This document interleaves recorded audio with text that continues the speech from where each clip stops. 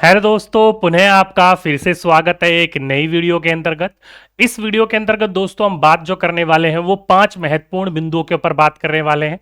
पहला, आप सभी बच्चों को पता होगा कि आपका जो डीवी है यानी कि डॉक्यूमेंट वेरिफिकेशन है वो स्टार्ट हो चुका है।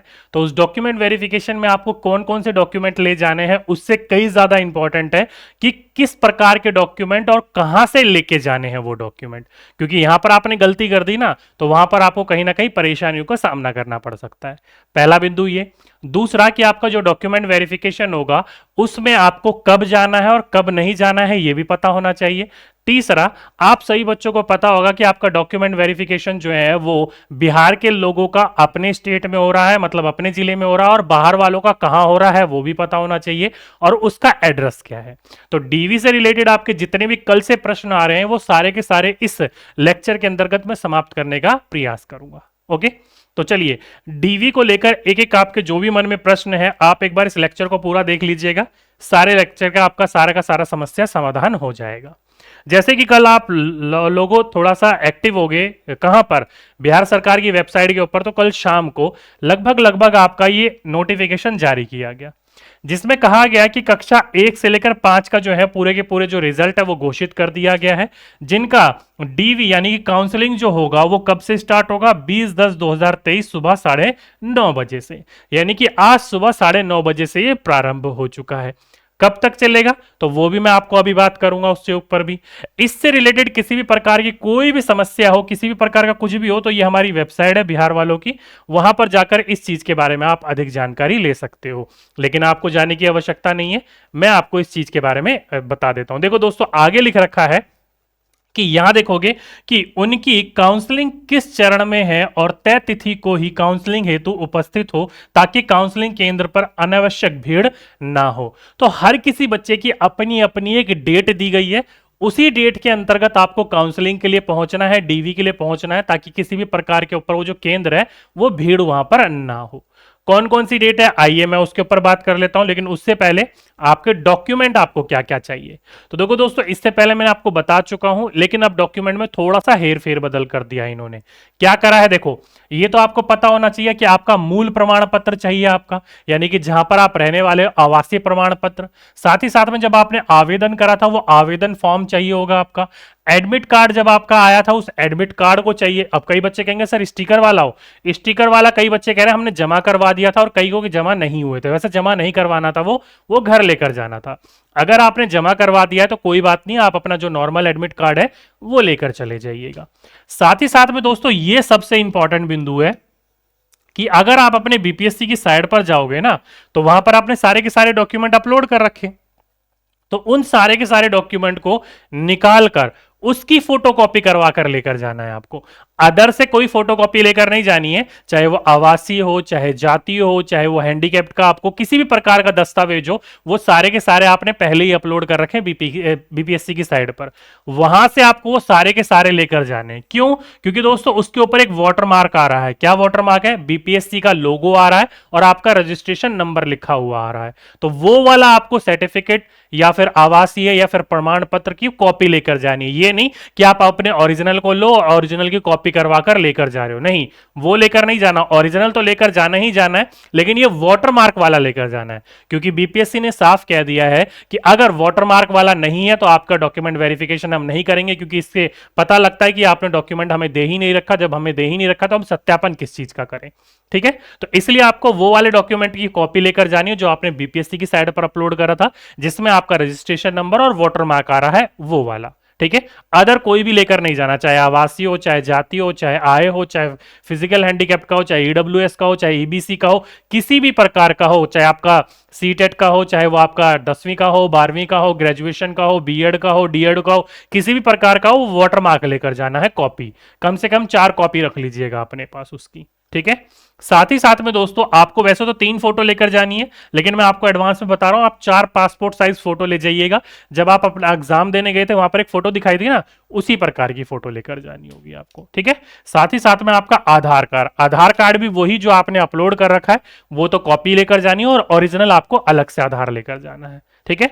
तो कुल मिलाकर ये सारे के सारे डॉक्यूमेंट आपको लेकर जाने हैं, लेकिन आपकी जितनी भी कॉपी होंगी वो सारी की सारी वाटरमार्क बीपीएससी का और उस पर रजिस्ट्रेशन नंबर लिखा होना चाहिए, तभी आपका सत्यापन होगा, नहीं तो नहीं होगा। अब कई बच्चे कहेंगे सर वो तो हमारा मिल नहीं रहा है, तो वो बीपीएससी की साइड पर जाइए, वहां मिल जाएगा। अब कई बच्चों के मेरे पास मैसेज आ रहे हैं कि सर मेरे वाले पे तो लोगो ही नहीं आ रहा है, तब हम क्या करें? तो दोस्तों अगर लोगो नहीं आ रहा है, जिस डॉक्यूमेंट के ऊपर लोगो नहीं आ रहा है उस डॉक्यूमेंट को लीजिए, कॉपी करिए, अपने गजेटेड ऑफिसर के पास, किसी भी आसपास के गवर्नमेंट ऑफिस के पास जाइए, जैसे बीडीओ हो गया, स्कूल का हेडमास्टर हो गया, उससे जाकर अटेस्ट करवा लीजिए और उसको फिर अपलोड कर दीजिए। 30 तारीख का समय दिया गया है, अपलोड कर दीजिए, देन उसके ऊपर लोगो वाटरमार्क आ जाएगा, उसको लीजिए, देन जाइए काउंसलिंग करवाने के लिए, सब कुछ ठीक हो जाएगा। ठीक है, तो ये था पूरा का पूरा आपका डॉक्यूमेंट क्या क्या चाहिए उन चीजों के बारे में। अब मेन बिंदु आ जाते हैं दोस्तों कि कब कब डॉक्यूमेंट वेरिफिकेशन हो रहा है आपका। तो देखो दोस्तों, वैसे तो आपका डॉक्यूमेंट वेरिफिकेशन 18 से शुरू हो गया था, लेकिन 18 सुबह 9:30 बजे काउंसलिंग शुरू हुई थी, लेकिन वो शाम को 6 या 5 बजे के आसपास काउंसलिंग चली। क्यों? क्योंकि पूरे दिन वहां पर नेट का इशू चल रहा था, नेट चल ही नहीं रहा था, तो ये भी समस्याओं का सामना करना पड़ रहा है बच्चों को। तो 18, 19 ये 2 तारीख चली है आपकी कक्षा 9वीं 10वीं की, वहां पर आप देख सकते हो, और आज यानी कि 20 तारीख से देखा जाए तो आपकी काउंसलिंग शुरू हो चुकी है। तो 20 आप देखोगे तो 11वीं 12वीं का हो रहा है, 21 में देखो तो 11वीं 12वीं का हो रहा है, 22 को देखोगे तो कक्षा 1 से 5 और 9 से 12 का हो रहा है, 23 को देखो कक्षा 1 से 5 9 से 12 हो रहा है, और 24 को देखोगे तो प्राथमिक, माध्यमिक और उच्च माध्यमिक में जितने भी बचे हुए सफल विद्यार्थी है उनका हो रहा है। अब कई बच्चे कहेंगे सर मेरा कब होगा, मुझे कैसे पता चलेगा? तो देखो दोस्तों, वैसे तो आप अपनी डेट के अनुसार जा ही रहे हो, कोई दिक्कत नहीं है। मेन प्रॉब्लम आ रही है बच्चों कक्षा से 1 से लेकर 5 तक। तो उनके लिए दोस्तों कल लेट नाइट आपका एक डॉक्यूमेंट जारी किया गया, अगर आप देखोगे यानी कि 20 तारीख से, तो 20/10/2023 में किसी भी प्रकार के बच्चों को अपने डॉक्यूमेंट काउंसलिंग करवाने के लिए जाना है, जैसे कि 1 से 5, तो आपको कौन से बच्चे को जाना है यहां पर? तो उन बच्चों को जाना है जिसमें बीपीएससी ने जो मेगा सूची यानी कि अपनी मेरिट लिस्ट जारी करी है, उसमें पेज नंबर 1 से लेकर 17 पेज तक जितने भी रोल नंबर है उन बच्चों को जाना है। अब कई बच्चे कहेंगे सर 1 से लेकर 17 पेज नंबर ये क्या है, हम समझे नहीं। तो चलो मैं आपको छोटा सा आपको समझाने का प्रयास करता हूं। देखो ये बीपीएससी की साइड है, इस साइड पर जाओगे तो देखो ये मैंने जर्नल का पेपर खोला, जर्नल का मेरिट लिस्ट मैंने आपके लिए ओपन कर दिया है, ये डाउनलोड हो रहा है, एक बार डाउनलोड होने दीजिए। लीजिए, हो गया डाउनलोड। अब देखो दोस्तों, ये है आपके कुल मिलाकर कितने पेज, 102 या 103 पेज है कुल मिलाकर। तो देखो दोस्तों, ये है पहला पेज। अगर आप नीचे करोगे तो देखो ये पहला हो गया और ये दूसरा पेज, यहां देखो लिखा हुआ है, ये देखो लिखा हुआ है दूसरा पेज। ठीक है, तो ऐसे ही आप नीचे करते हुए जाओगे तो ऐसे में आपका पूरा का पूरा नीचे करते हुए जाओ, वहां पर आपके पेज लिखे हुए आएंगे, 3 हो गया, 4 हो गया, 5 हो गया, ऐसे पेज नंबर ये लिखे हुए हैं। आप अपना रोल नंबर चेक कर लीजिएगा, आपका रोल नंबर जो है वो किस पेज पे आता है। फॉर एग्जाम्पल के रूप में मैं अपनी बात करूं तो मेरी सिस्टर का इसमें क्या हो रखा है, सिलेक्शन हो गया है। तो मेरी सिस्टर का जो रोल नंबर है वो 83 पेज पर है। किस पर है? 83 पेज पर है। तो 83 पेज कहां पर आ रहा है? तो ये रहा 69 से लेकर 85, तो 83 पेज यहां पर है। तो 83 पेज जो है उसका काउंसलिंग कब होगी? 24 तारीख को होगी। तो इसलिए मेरी सिस्टर जो जाएगी वो 24 तारीख को जाएगी अपना काउंसलिंग करवाने के लिए, क्योंकि 83 पेज पर उसका रोल नंबर आया हुआ है। ठीक है, तो उसी हिसाब से आप अपना देख लीजिएगा। अगर आपका 52 से 68 पे आता है तो आपको 23 तारीख को जाना है, 35 से 51 पे आता है तो 22 तारीख को जाना है, 18 से 34 पेज पे आता है 21 तारीख को जाना है, या फिर आपका 86 से 102 पेज पे आता है तो आपको 25 तारीख को जाना है आपको अपनी काउंसलिंग करवाने के लिए।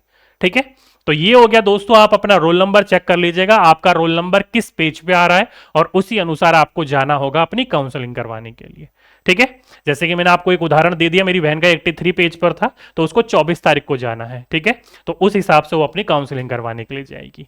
अब मेन मुद्दा आ जाता है कि काउंसलिंग तो होगी सर, इस डेट को इस बच्चे को जाना है, इस डेट को इस बच्चे को जाना है। अब बच्चों को जाना कहां पर है ये भी आप लोगों को पता होना चाहिए।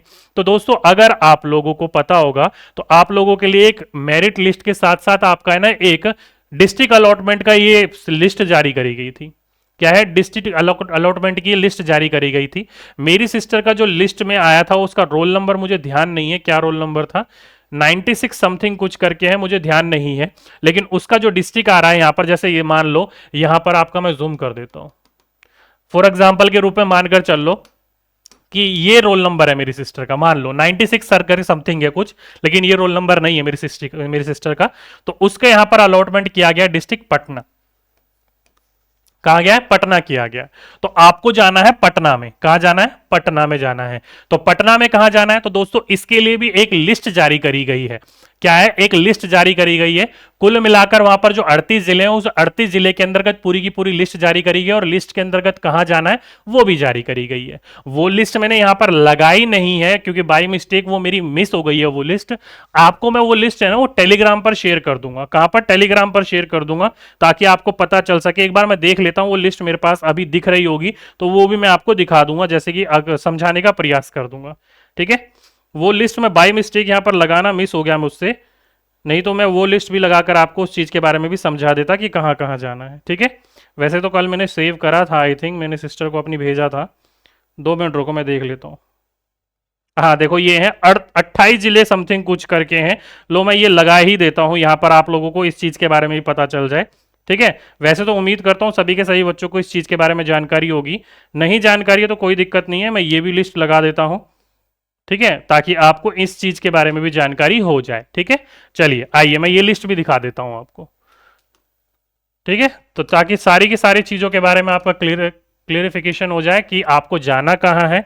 किसी भी प्रकार की समस्या अगर आपके सामने आए तो आप उसको सॉल्व आउट कर सको। ठीक है, चलिए एक बार मैं ओपन कर लेता हूं। मेल अभी तक आई नहीं है, ये चलो ये आ गई। ठीक है, ये देखो ये है। अगर मैं इसको जूम करूं फॉर एग्जाम्पल के रूप में, मेरी सिस्टर का जो है वो सहरसा जिला पड़ा है, तो सहरसा जिला आप देखो तो कहां है? देखो ये रहा, पेज नंबर 24 के ऊपर है।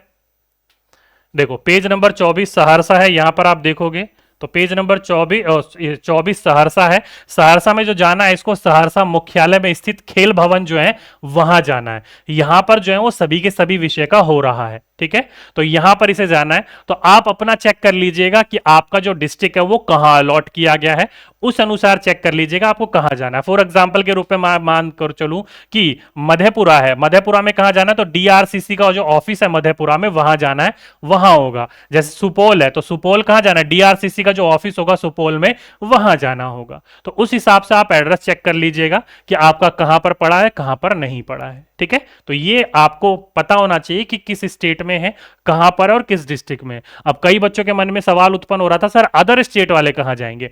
दोस्तों अदर स्टेट वाले जाने की कोई जरूरत नहीं है। मैंने अभी आपको बताया, डिस्ट्रिक्ट अलॉटमेंट लिस्ट देख लीजिएगा आप अपनी। क्या देख लीजिएगा?